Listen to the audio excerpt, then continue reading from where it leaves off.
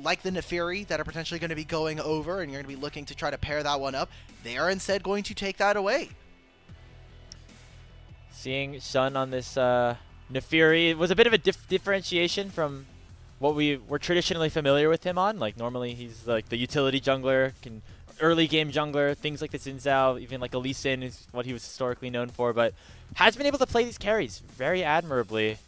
And so the Neferi ban does not surprise me whatsoever. The Vi for Kanavi, also a very highly prized pick, as we will see what top esports want to prio here on this B1. I don't know exactly. There's a lot of good options still on the table. Yeah, I think with Gwen gone, Sion starts to rise very much in priority, especially for a first game. Xin Zhao is a champion that we've been seeing a lot of, especially I think during like weeks 2 and 3 was like the most picked champion by far. So getting the Varus instead, so making sure that they have priority there. Nico, a champion that did not get banned, and we'll see what the pairing is. I've been really favoring the Kalista or the Kai'Sa Nico. I know we've been seeing a bit of Kalista Nico as well, but her just strong team fighting. The fact that since you're playing support, you just need a robust kind of champion that is going to be strong regardless of gold or experience. And we'll kind of see what else JDG are going to be looking for. I think start to look to pinch the jungle pool a little bit here. So the Xin Zhao gets locked in for Shun. Now the question is, does Kanavi have that Trundle back in him?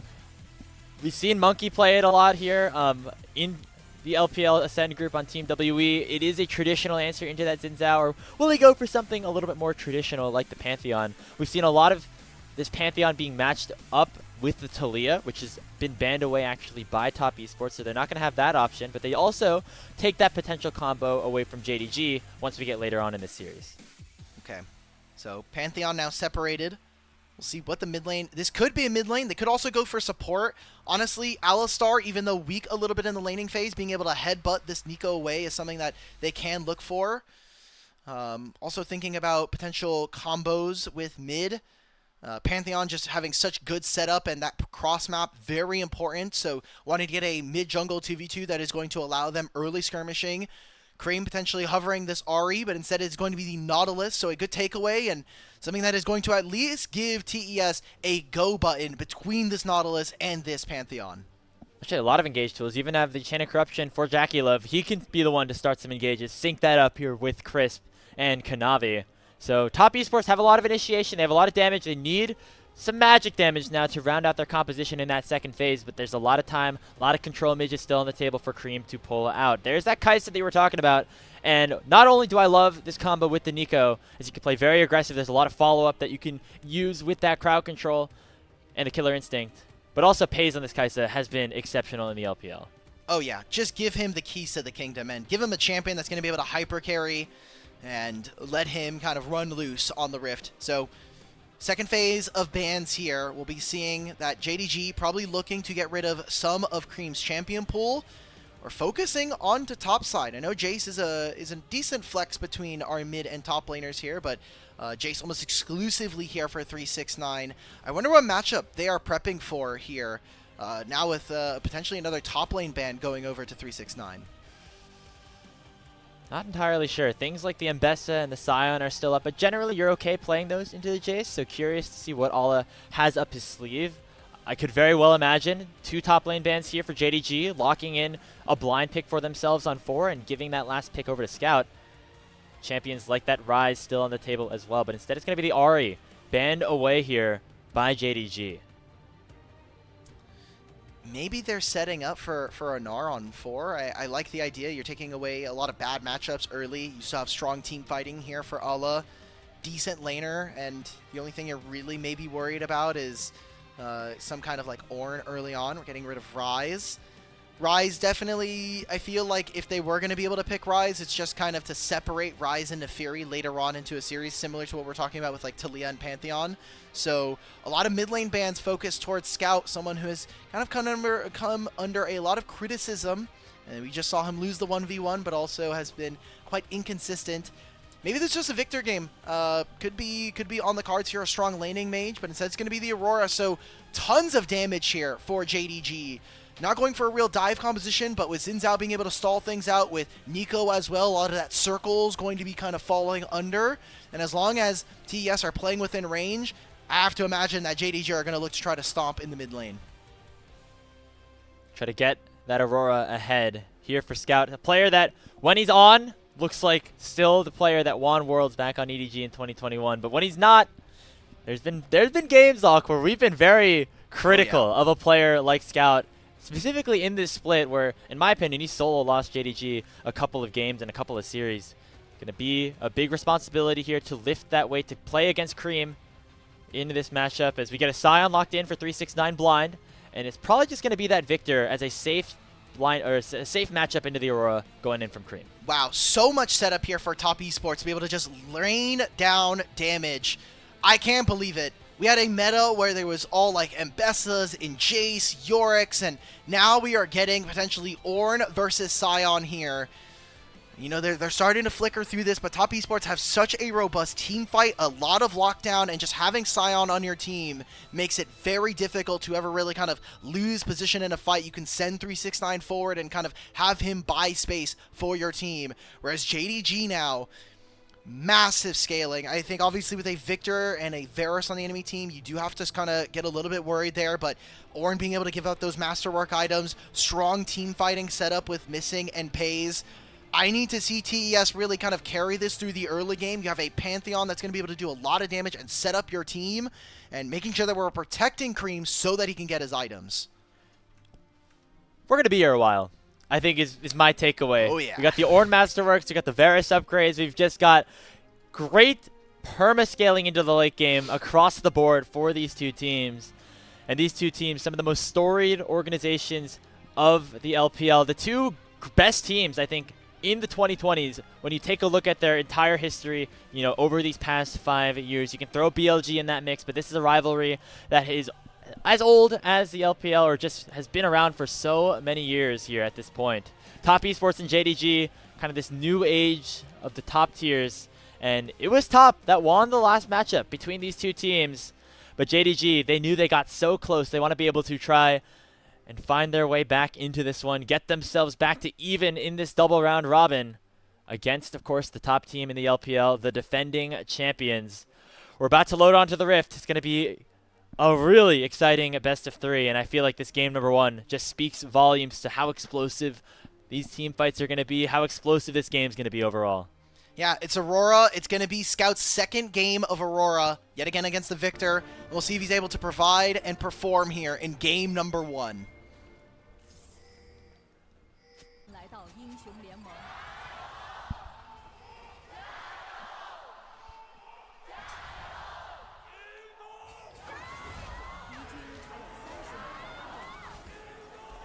And as we are in the home arena of JDG in Beijing, the Jayos are going loud. Honestly, for both squads, not super surprising. This is like the two like powerhouse orgs kind of going up against each other right now. You know, every league kind of has it. You have your Gen GT1s, you have your C9TLs, you have your G2 Fanatics. I feel like at this point, Alk, this is that matchup here in the LPL. Yeah.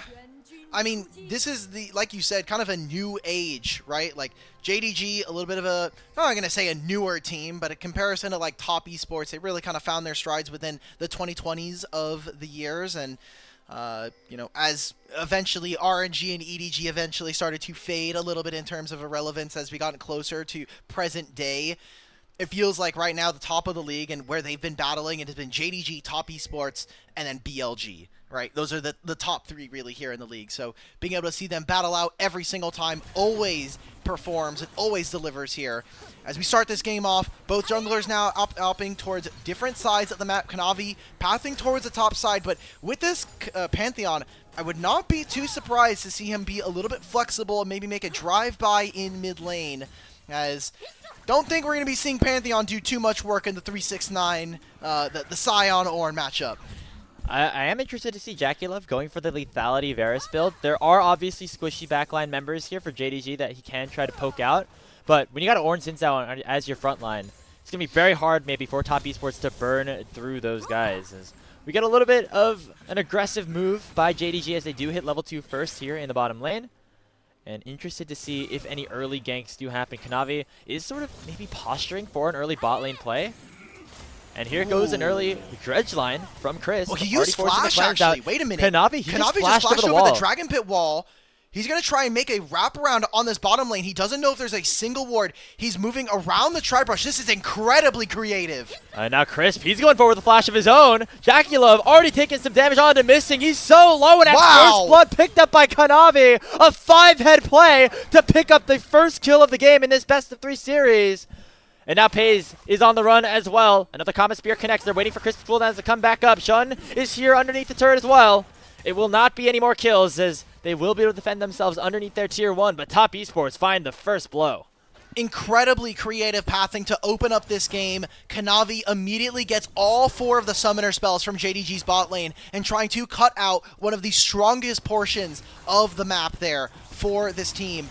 Incredibly smart stuff coming on through. Kanavi still showing that he is the King Kanavi of the league, being incredible so far already, and we'll see how much more he's able to get done here. Scout already having to teleport back into mid lane, and while all this is happening, Kanavi, he's just going to be on the top side of the map and trying to clear out the rest of his jungle.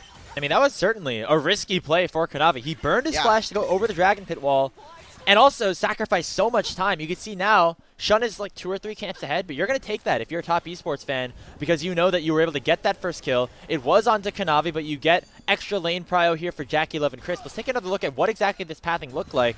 Just flashes over, 0 hesitation. Yep. Yeah, and then they're just playing aggressive, Missing already down half HP. The kill is nice, I won't lie, but the fact they're also able to get all of these summoner spells, incredible.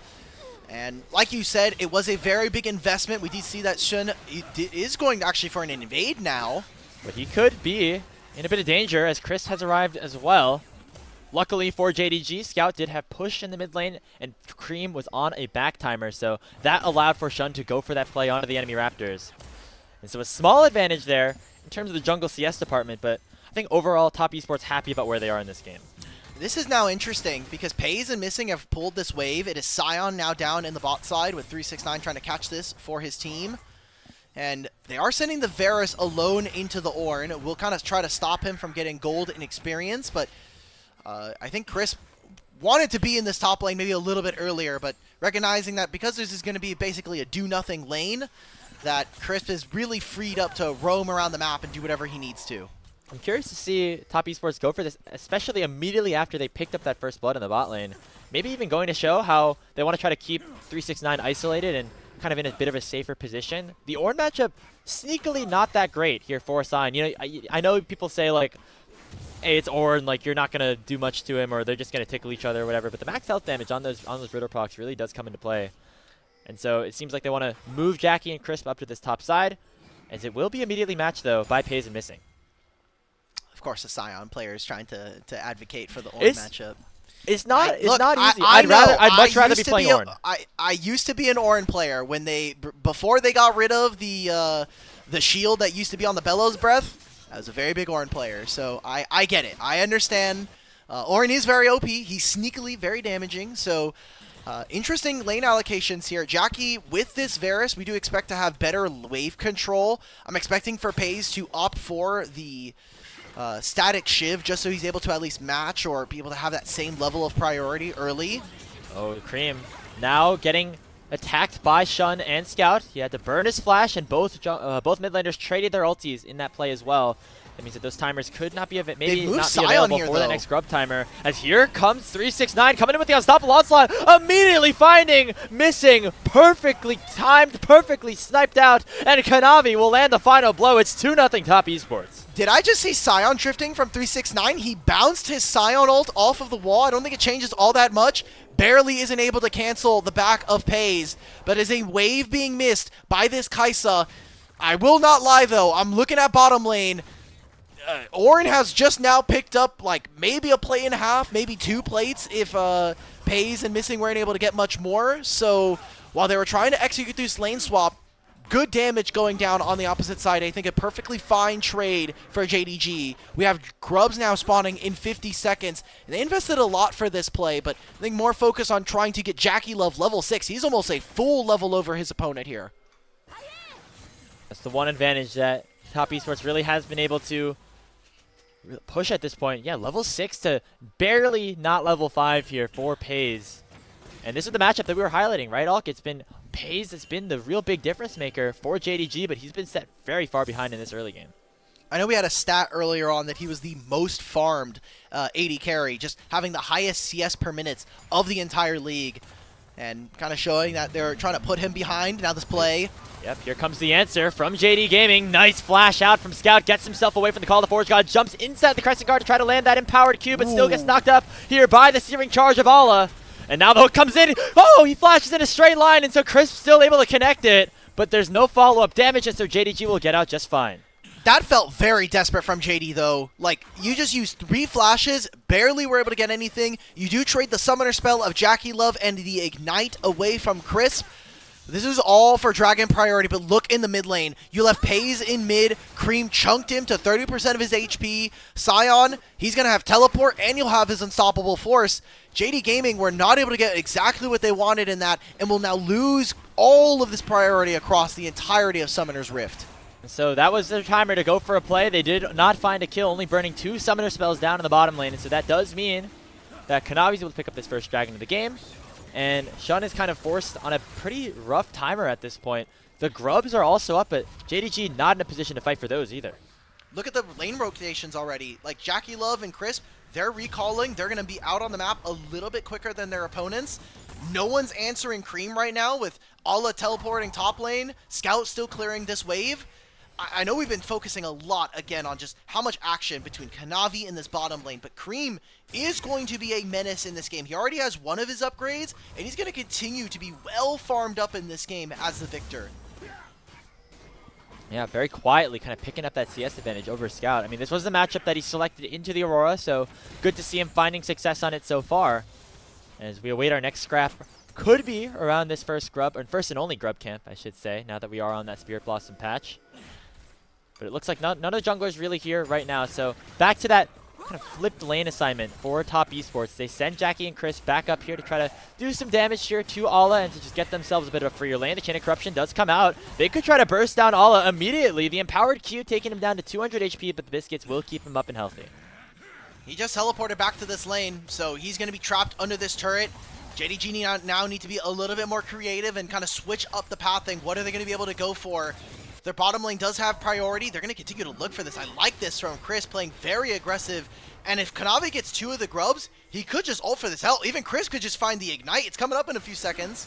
Yeah, there was no threat of a kill without that Summoner spell, so they're just trying to force Allah back to lane and give Top Esports a numbers advantage around the Grubs, out of which they've already claimed 2. However, Shun is here, Peyz on the way as well, and a teleport coming back in. It's going to be Scout joining the party, making it a 4v3, at least for the moment, in favor of JDG. Kanavi dashes in. Going to immediately try to find some damage onto Nico. Creme is still here, but he might just be a little bit too late. The Death Ray will make it a 1-for-1, and the Arcane Storm has already come out. Scout does not have his ultimate anymore. He has the flash to try to escape. Here comes that Grand Starfall, and Shun will go down as well. It's a 2-for-1 for Top Esports, and they can go right back to the Grubs. Yeah, they just made out like bandits in this fight. Kanavi is so far ahead, and as the player with the most amount of MVPs here in the league, it feels like coming off of an embarrassing first stand, Top Esports jungler has just been on a tear. King Kanavi is in full effect here in this Game 1 versus JDG, and everybody is really performing. Yes, Jackie does go down, but now 3 Grubs. You got more kills during that fight. You even were able to pressure some of the members of JDG off. That was a numbers advantage for Top Esports, and they made it count. And now it's I got baited. I got baited, everybody. Happens. Apologize for coming out and maybe surprising you guys. But 2,000 gold lead opened up for Top Esports. Let's take another look at this play overall. Nicely done by Chris. Really just being a nuisance, both to all at the start of this and then to Shun, getting him away from that pit and really separating all of JDG before the fight began. Chris is already playing well. He's playing incredibly well this game. I'm really impressed with the form that Top Esports are coming in with this first game. He's just playing very aggressive. He's landing a majority of his hooks. I think that they are very well placed and I think very intentional coming in from Top Esports. That's what this game feels like. Everything feels intentional so far. Even the death on the JackeyLove, you know, hey, we're going to be trading up on this play. So Top Esports get a little bit more time alone with these turrets. It's going to be now rotating of the bottom lanes back into the mid lane so they can fight for mid priority. With all these plates and a lot of gold going over, you can see on the bottom of your screen on that scoreboard, it is just all blue side here for Top Esports. All of the gold advantage in every single lane. And the biggest winner being Kanavi here. And remember, this is him playing against his old team and doing pretty well so far. Here comes a response from JDG. They're going on to Creme with Scout and Missing. Nice to see use Pop Blossom. And of course, the rest of the damage from Scout will get them back on the board. 500 gold into Nico's hands. Finally get a play that works here for JDG. That was one where, hey, they put Missing in a side lane. They didn't have anything to do in mid. So it's a plate going over, again, over to Top Esports. Got Dragon spawning in 40 seconds. Creme not really missing all that much, and now with this Nico no longer having flash, I think that this next play from JDG will be just that much harder for them to actually execute on. Yeah, I mean, they did get that kill, which is nice, but if Top Esports get this Dragon, that will be the full feats of strength collected for them, and so JDG might just have to give that up as a trade for going for that initial play, unless they can stall things out long enough for the cooldowns of Scout and Missing's ultimates to come back online. Right now it is Top Esports controlling the mid lane. JackeyLove still rather ahead of Peyz. You know, the level lead has kind of decreased a bit. It's about 3/4 of a level, but still an advantage here for that 2018 World Champion. Yeah, this is just going to be a Dragon here. Sun is going to the opposite side of the map. Peyz, or Missing, just taking a recall. Maybe they try to set up a dive onto Scout. As soon as that Dragon comes down, I mean, you have the Grand Starfall. Whoa. That's a visual. Thank you to our observers. Great vision toggle from them. As Chris, after he used that depth charge, he's suddenly in a world of trouble. As a teleport does come in, the Grand Starfall maybe issued a bit prematurely for Kanavi. As Top Esports pick up the Dragon on the feats of strength, but now could get collapsed upon by JD Gaming. Peyz hovering in the mid lane. Sean is here as well. And it does look like Chris was just going to pop that recall and head back on out. So JDG not able to find any kills. All right. Some ultimates used there from the side of Top Esports, but they still got the Dragon, still got the feats of strength. And it's going to be the trade of teleports from both of the top laners here. I think slightly in advantage for Top Esports, just by way that 369, if he is in another lane, he can just run on over with the unstoppable onslaught. So still being able to pick up that Dragon and at least a little bit more damage. Maybe the first turret going over. Top Esports have completely dominated this game, both in kills, objectives, and now even just the structures themselves. It's a great opener in this game. 15 minutes in, and they have themselves a pretty sizable gold lead. The Herald now spawning. Now it's just how cleanly can they play the rest of this game. I feel like a lot of the time when we see mistakes here from Top Esports, they'll get out to an early lead, maybe sometimes, and then maybe it's Kanavi going a little bit too far forward. Maybe it's Crisp getting caught out too many times, and then all of a sudden they turn it back into an even game state.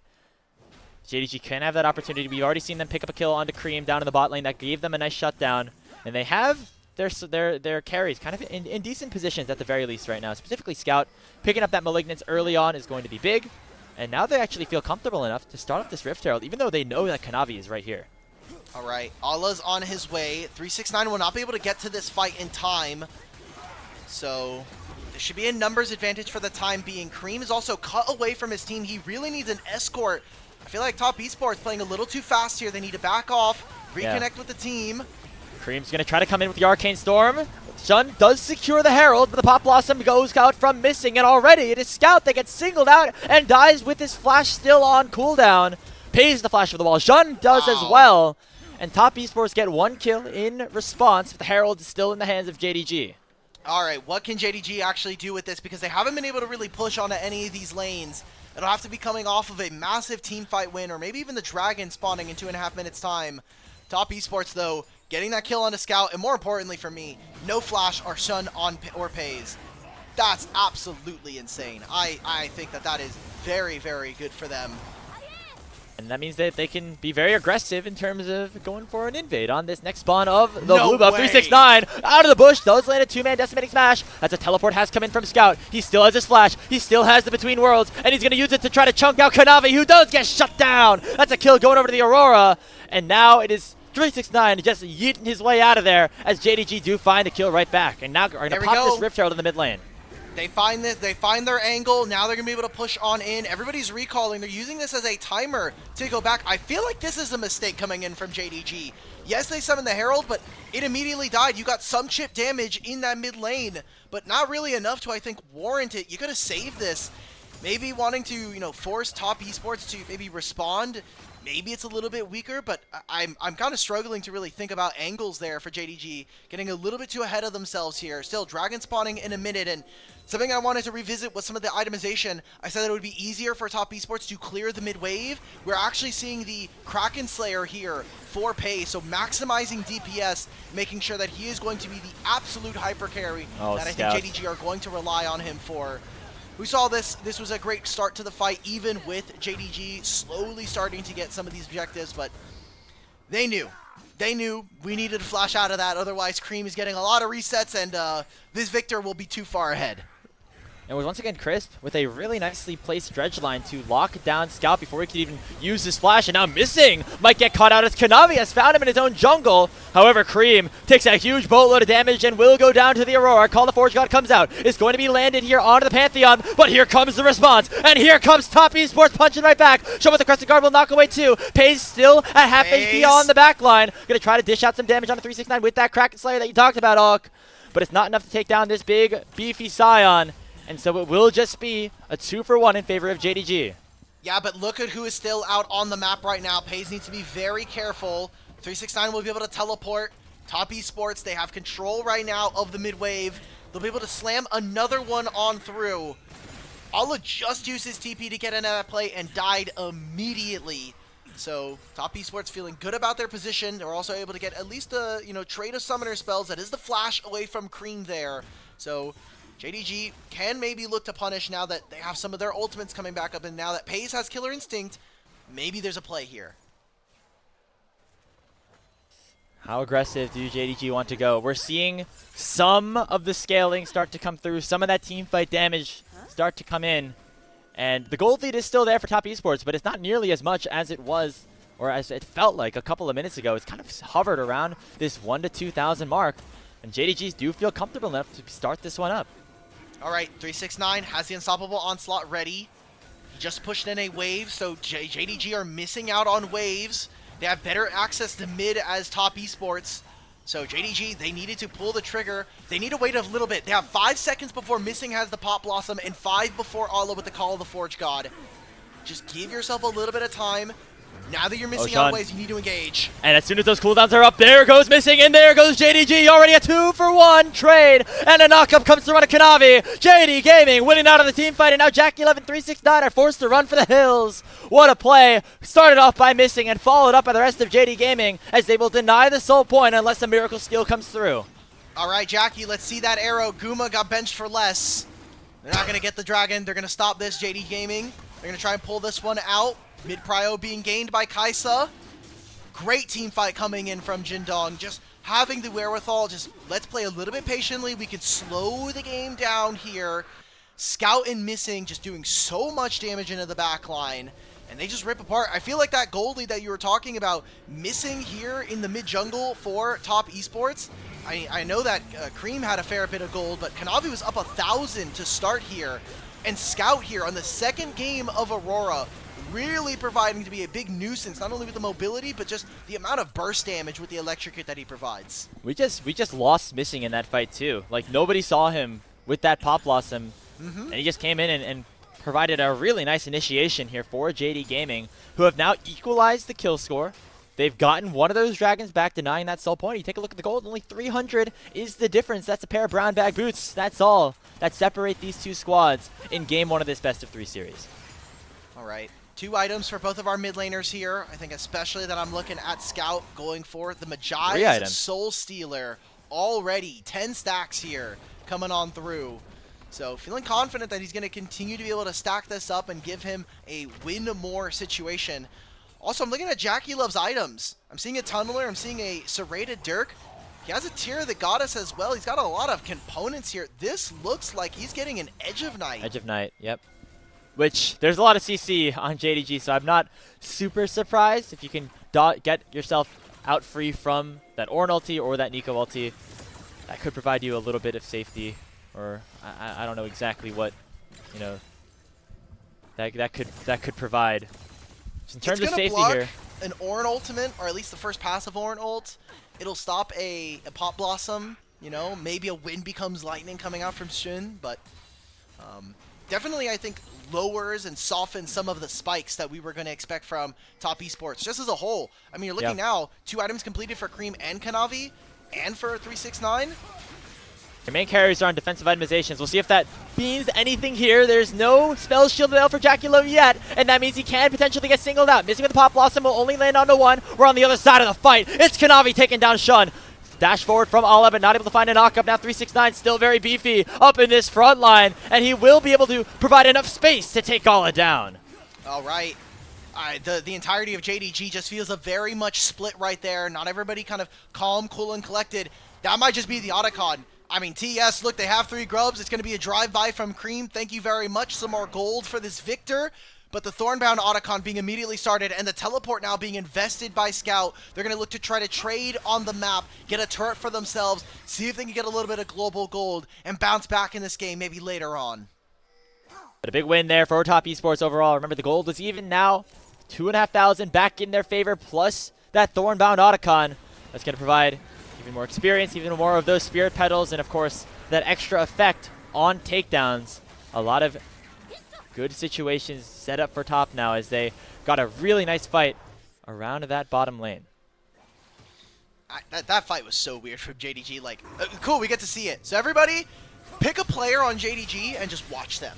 Like, I like this from Shun, playing very aggressively, getting the knock-up onto JackeyLove. But then I'm seeing Missing, trying to force onto Jackie. Great peel from Crisp. Pop Blossom does nothing here. Peyz dashes forward, but Kanavi immediately repositions himself with the flash. Kind of leaves him out in no man's land. And obviously Scout only being able to get so much damage down as this Aurora. So feels like JDG all over the place in that fight. And Top Esports continuing to hold a lead in this game. It's not by much, but again, I think Kanavi really starting to kind of push himself in this first game to have a massive lead over Shun. Still having a very solid game is Kanavi against his former team.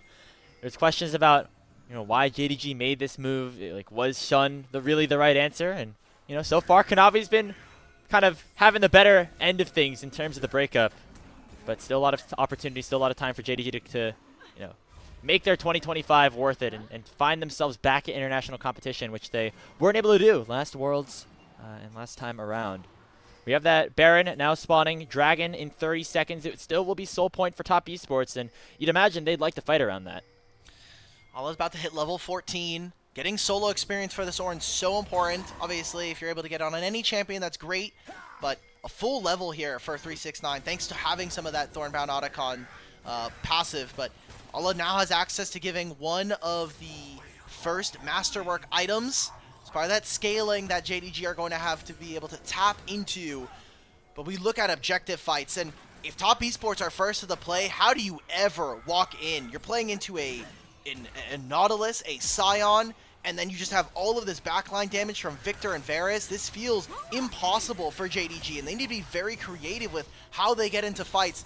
That's the Proto Belt gone from missing, so another engage tool missing gone now. Well, here comes the Ornhorn, and it looks like JDG want to start things off. It only hits onto Ala, but look at Missing. He's already been taken down. Ala has to dash away with the Searing Charge, but the Depth Charge still coming on top. There comes that choo-choo train, and Peyz sees the Killer Instinct to get away. 2-0 in favor of Top Esports. They say, screw that soul point. We might just head towards the Baron.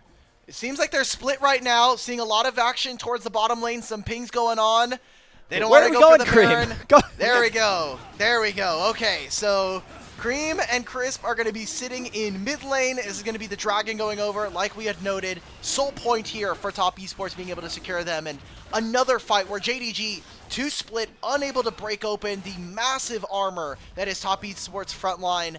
And it turns into a massive win here. I mean, I saw Creme going up to the Baron. I was like, sure, they're going to maybe try to rip that with 2 members down. But looks like I got baited, and maybe Creme got baited as well, as Kanavi decided more important to pick up the safer neutral objective on the map. So that is the 3rd Dragon of the game, secured by Top Esports. Scout was looking for an aggressive play alongside Shun onto the Victor, but gets spotted out by Crisp, and so we'll have to back on out of there. Overall, Top Esports really starting to put a stranglehold onto this game. JDG fumbling to find opportunities to start off engages that they like. 369 is he's level 16 right now. Oh, JackeyLove. Oh, Jackie. We are too far forward into this mid lane. That Edge of Night not going to save you here.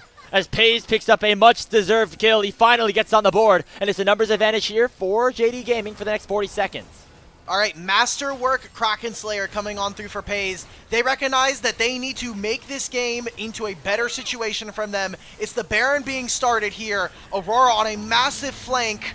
Here's the call of the Forge God. It's going to connect here onto two members. 369 tanking up so much on that back line, but here comes the dive. Here comes the Pop Blossom. It lands on a 3 from missing, but Kanavi's still up and healthy. No way. And 369 will not fall. It's a double kill as Peyz goes down. All as the flash over the wall, and Kanavi is not done just yet. That Grand Starfall going to cut off Scout's escape. He dashes in, lands that stun, and Kanavi will pick up the kill, and Top Esports get themselves the ace.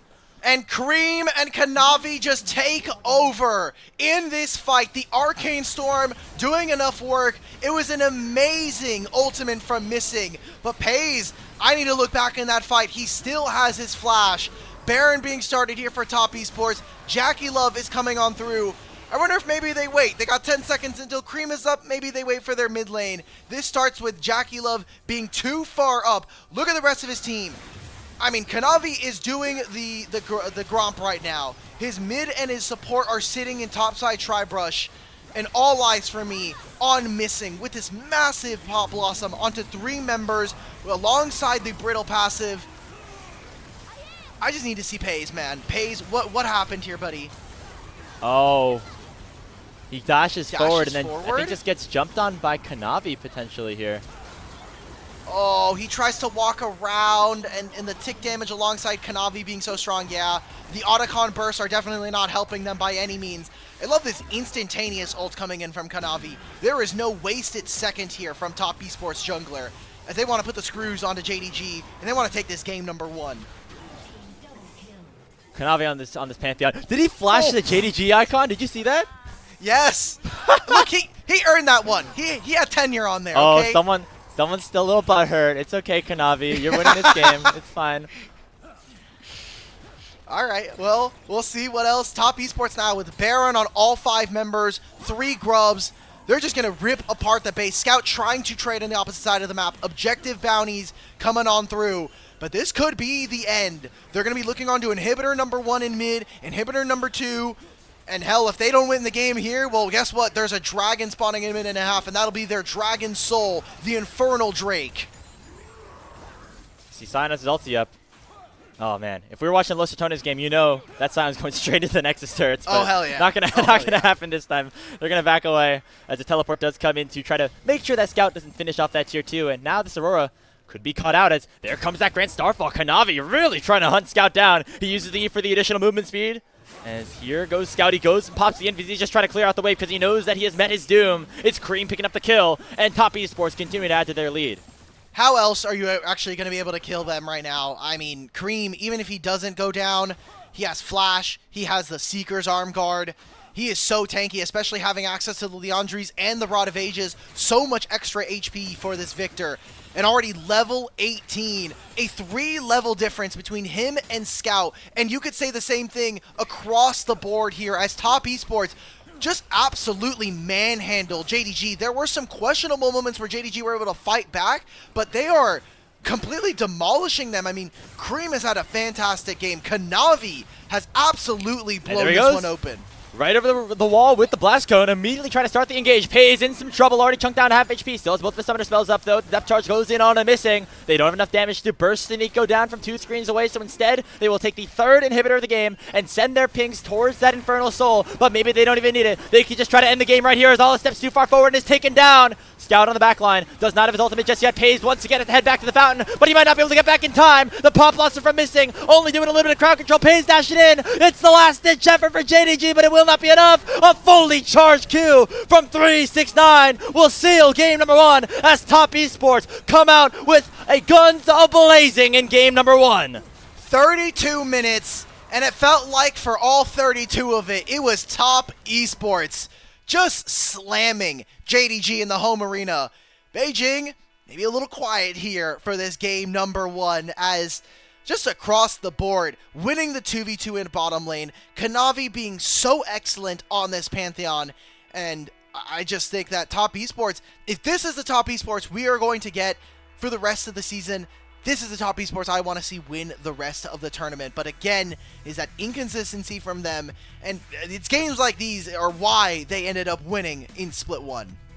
Especially on that big run that they went on through the lower bracket, right? I mean, it was not all perfect for top esports during that regular season. There were times that they did look vulnerable. They finished second place in their group against anyone's Legends, and they had to go through that lower bracket. But that's when they locked in. That's when they found that consistency. And it's just continuing to find moments like this where Kanavi and Crisp are fully locked in together. When JackeyLove is able to provide enough damage on the backline to be some sort of threat. Same alongside Creme. That's what we want to see from top esports. That is why overall in series score, they're 11-2. That's first in the LPL. But you also look at their overall game losses. They have 12 losses on the season overall. That is averaging about 1 per series played. And I wouldn't be surprised to see JDG bounce right back because they have the talent on their roster and also because of the inconsistencies that we have seen from top so far this season. Yeah, but just a great way to open this one up. Again, this is a marquee matchup in our minds, right? Like, this is a potential future playoffs match that we are very excited to see later on play best of fives. And this is the battle for top 4. Obviously, top esports at the very top of the standings, but JDG still needing to find their ways. They have a lot of series that they need to be able to catch up on, and I think if they're able to start that Hell Week off with a victory versus top esports, they're going to be feeling very good about their chances going into the back half of this split. And I mean, you come out of that one, there are some things you need to be thinking about. I mean, Scout having another game where here on the Aurora, now 0-2 all time on the pick, really didn't feel like he was having all that much influence. And to be honest, getting caught out this 2v2 from JackeyLove and Chris, it felt like Chris was all over the map and really on point in this first game. I know a lot of people are going to want to give that MVP to Kanavi on the Pantheon for the work that he did across the map, but low-key, Crisp could deserve it as well. Yes. I mean, he had close to 100% kill participation. He was a big contributor in starting those engages. I don't know who exactly the fans are going to pick. I feel like narrative-wise, Kanavi makes a lot of sense, but Crisp played himself a hell of a game as well. I think just the fact that he flashed over that Dragon Pit wall, you know, like, it's just too nice. He set them up for success, right? Like, who do you end up giving it to? One of the 2 settling pieces?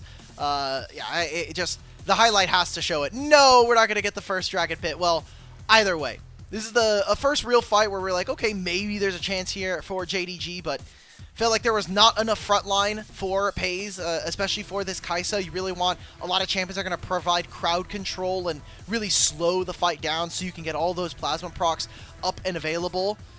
And yeah, this is just the tough part of playing this Nico Kai'Sa. This was supposed to be the fun part, you know, double range matchup. They're supposed to be ahead. And Kanavi made sure that was never going to happen.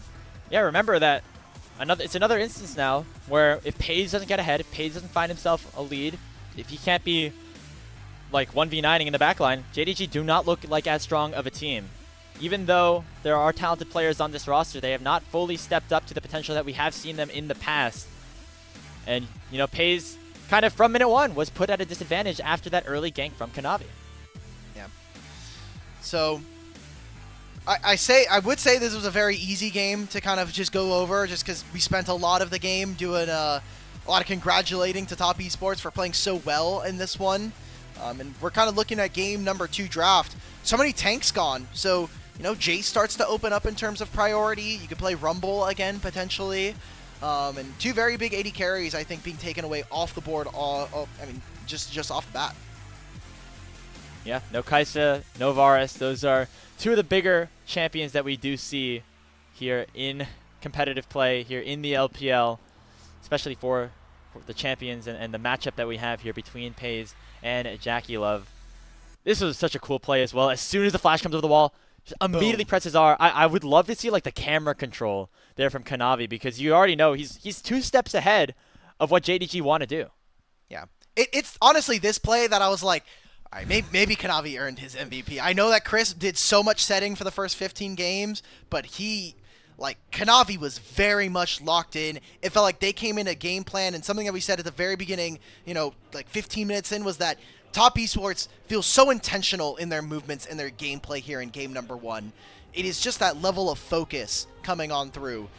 So And part of the reason why they did bring over, Kanavi to this roster is that they wanted to have that next level. They believe that despite some of the misgivings of JDG in 2024, that Kanavi is going to bring them that next level up and hopefully lean a little bit on that experience alongside bringing Crisp. And so far in this series, at least, it is working out. Again, this is Top Esports, our defending champions. Obviously, they've won the last split, so you might think, okay, well, they're the favorites. They just can kind of cruise throughout the regular season, but I feel like they have a lot to prove as well, being the team that did struggle so much at that international stage. So doing well against JDG here in this game 1 is a good start to the best of 3 as we take a look at our player of the game. But now we have to see if they continue to follow up here, if they can finish the job, as Kanavi is the one to earn it. 15 MVPs this split alone. He is by and far, he's on a revenge arc right now after split 1. So good to see from the man in the jungle and the leader for this team. We'll see if JDG can bounce back here in game number 2. Yeah, it's 1-0 in favor of Top Esports. Can JDG